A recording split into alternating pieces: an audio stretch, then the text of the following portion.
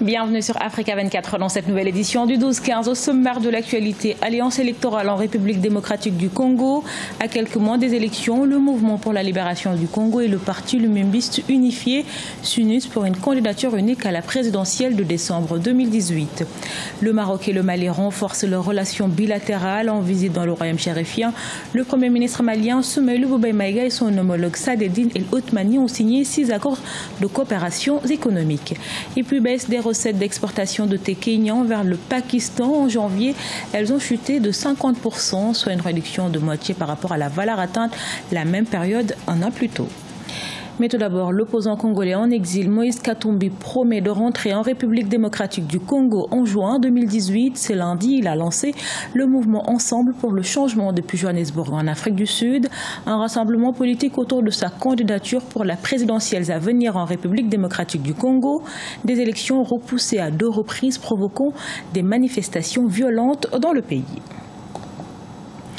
Toujours en République démocratique du Congo, à quelques mois des élections, l'heure est aux alliances. Le mouvement pour la libération du Congo de Jean-Pierre Bemba s'allie au parti Lumumbiste unifié d'Antoine Dizanga. Les 2 formations envisagent de présenter une candidature unique lors de la prochaine présidentielle. Reportage de notre correspondant Jacques Amboka. En République démocratique du Congo, les partis politiques se positionnent en vue des élections programmées pour le 23 décembre 2018. C'est le cas du mouvement pour la libération du Congo de Jean-Pierre Bemba et les partis Lumumbiste unifié d'Antoine Dizanga qui projettent de s'unir et présenter une candidature unique à la présidentielle prochaine. Le système électoral congolais est bâti en sorte que aucune personne, aucune personnalité, aucun parti, aucune tribu ne puisse à lui tout seul vaincre. C'est le système de la proportionnelle. Cela nous oblige, avec l'introduction, bien qu'elle contestée, mais qui est devenue le droit positif congolais, du seuil, nous avons l'obligation de nous regrouper. Les partis d'Antoine Dizanga, qui a été une formation politique importante au sein de la majorité présidentielle, se sont lésés de ne pas obtenir le soutien de la famille politique du chef de l'État. Selon certaines sources, son soutien à Joseph Kabila lors de 2 précédentes élections était conditionné par l'appui à sa candidature à la prochaine présidentielle. Pour bon nombre d'observateurs, l'alliance Palou-MLC est contre nature vu la distance de leurs idéologies respectives.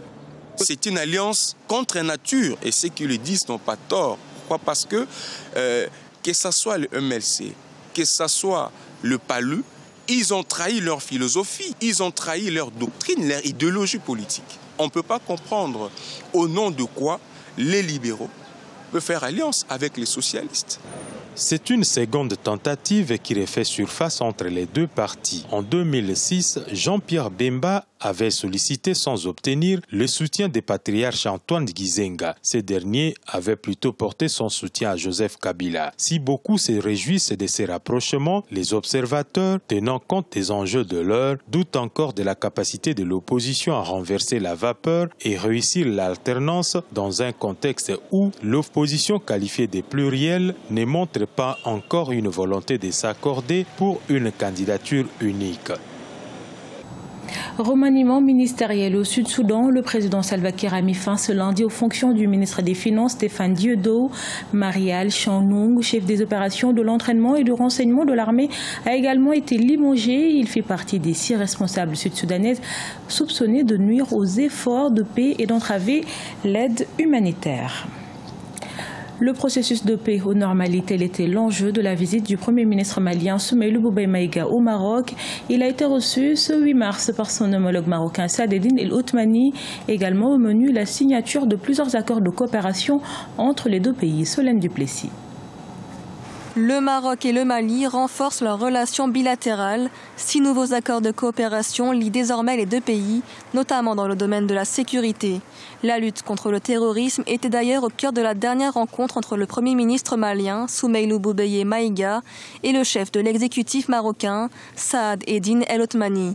Une rencontre qui a abouti à un nouvel accord militaire répondant à la volonté du Premier ministre malien de voir le Maroc œuvrer davantage pour la paix au Mali. C'est tout à fait nouveau, mais c'est un accord classique qui va donner maintenant un cadre juridique et un cadre institutionnel à nos relations. Cet accord va renforcer l'éventail de possibilités de coopération entre nos deux pays. Autre secteur à bénéficier d'une coopération renforcée, l'élevage. Dans ce domaine, l'expérience d'insémination artificielle de bovins avec des échantillons marocains va être renouvelée. Grâce à ce partenariat, 10 000 veaux sont nés au Mali et la production laitière a été multipliée par 4 selon les autorités. Il y a aussi et surtout une vision commune entre le Maroc et le Mali pour l'exploitation au Mali de grandes fermes pour l'élevage bovin, et ces bétails-là peuvent être élevés dans l'intérêt du Mali et exportés avec des ressources supplémentaires pour le Mali, donc créer de la richesse nationale, exporter, échanger, c'est l'objectif de ce qui est en train d'être fait. Le volume global des échanges commerciaux entre les deux pays avait atteint environ $1 milliard en 2016. Le Mali est le 19e fournisseur du royaume chérifien en Afrique et son 10e client. Le verdict est désormais connu, 4 ans d'emprisonnement. C'est la peine infligée aux trafiquants de faux médicaments au Bénin. 15 prévenus, dont des grossistes pharmaceutiques, devront également s'acquitter d'une amende de 100 millions de francs CFA. Rappelons que le principal mis en cause est toujours en cavale. Il s'agit du député Ataou Inourou, dont la perquisition du domicile a permis la saisie de 151 tonnes de médicaments et de réactifs. Principal produit d'exportation entre le Kenya et le Pakistan, le thé est en perte d'influence. En janvier 2018, les revenus de la vente de thé kenyan vers le Pakistan ont chuté de 50%. Elles sont passées à près de 3 milliards de shillings contre 7,4 milliards en 2017. Une baisse attribuable aux normes sanitaires plus strictes imposées par les autorités pakistanaises aux importations. Nathalie Mo. Les exportations du thé kenyan vers le Pakistan ont baissé de moitié en janvier 2018. En effet, les bénéfices liés à ces échanges sont passés de 7,4 milliards de shillings en janvier 2017 à 3,7 milliards de shillings cette année. D'après la direction du thé au Kenya, les Pakistanais manifestent quelques incertitudes vis-à-vis de la qualité du thé kenyan. En mai 2017, des aflatoxines cancérigènes ont été détectées dans une cargaison. Conséquence, des tests préalables ont été exigés avant toute exportation de thé kenyan vers le Pakistan. La baisse des recettes d'exportation qui crée un déficit de la balance commerciale et une réduction des réserves de change nécessaires à la régulation du taux de change. Un niveau de devise élevé détenu par une banque centrale permet de maintenir la monnaie locale à une valeur capable d'assurer la compétitivité d'une économie.